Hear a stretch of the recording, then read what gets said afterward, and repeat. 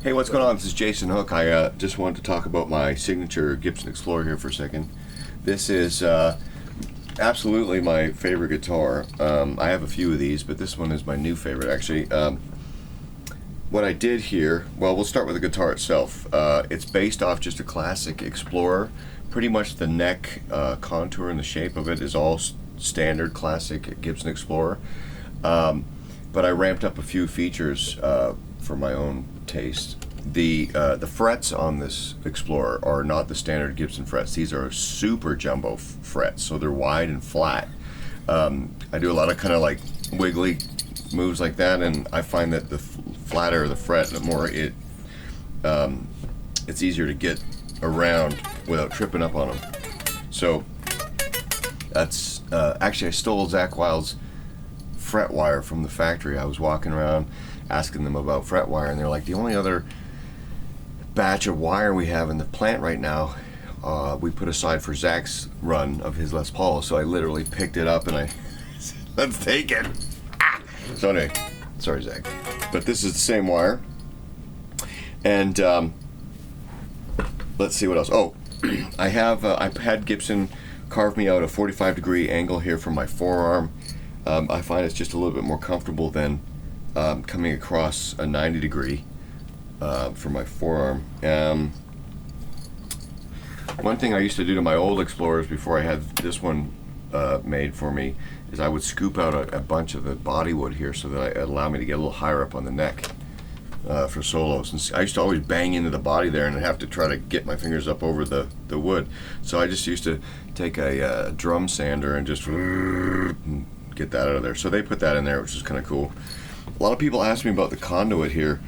It really doesn't do anything except for cover up the wires that are there. When I used to always pull the pick guard off these guitars, and what that does in essence is leaves a big open ugly channel here with all the wiring going from the pickups to the switch and back to the control knobs. So I was in the garage and I just was looking around, and this worked perfectly. I just cut one slit in it and jammed it in there on top of the wires. So that's what that is. This is standard issue toggle switch for the pickups. This particular guitar has something interesting. I cut a hole in the guitar. Let's see, I kind of jimmy rigged it back here, but I cut a chunk out of the guitar the exact same size as this old Boss pedal, and I mounted the Boss pedal to a back plate, an aluminum back plate, and then I wired the jack goes through the pedal and back out to the the pickups go through the pedal to the output jack, so it's permanently in line with the electronics of the guitar. And this particular pedal is a pitch shifter, and it allows me to bend my notes almost as if I had a tremolo bar, which on Explorers we don't, obviously. So for example, I can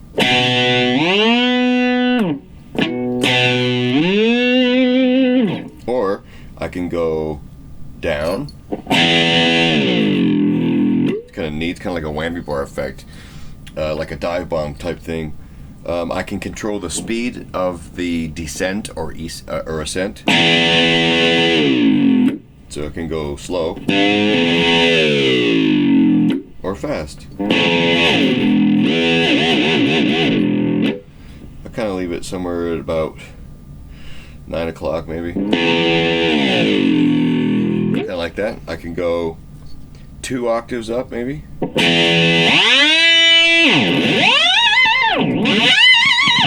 I like that one. That's the one, like during the concert I'll just grab that note and the whole band kind of looks over at me with anger.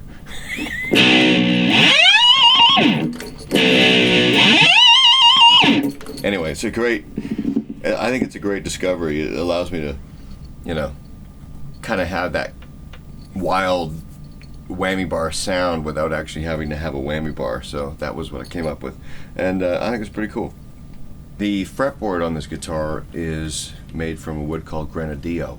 It's a very solid, dense wood. They make woodwood woodwind instruments like clarinets and stuff like that out of grenadillo. It's kind of like ebony, but it's a little bit more red in the color. They sent me one guitar with every choice of fretboard, and I just like this one the best, so that's grenadillo. On the back of the headstock we have it's a little Jason Hook graphic there, and we also have locking mini Grovers, which are pretty cool. I had never seen those before. I asked them if they could get them, and it turns out they could. So it makes it real easy to change your strings real quick. Just string goes through the hole, lock it, chop it, and you're done. Little M4 Sherman truss rod cover, which is cool. And that's kind of it. This is the Jason Hook M4 Sherman by Gibson.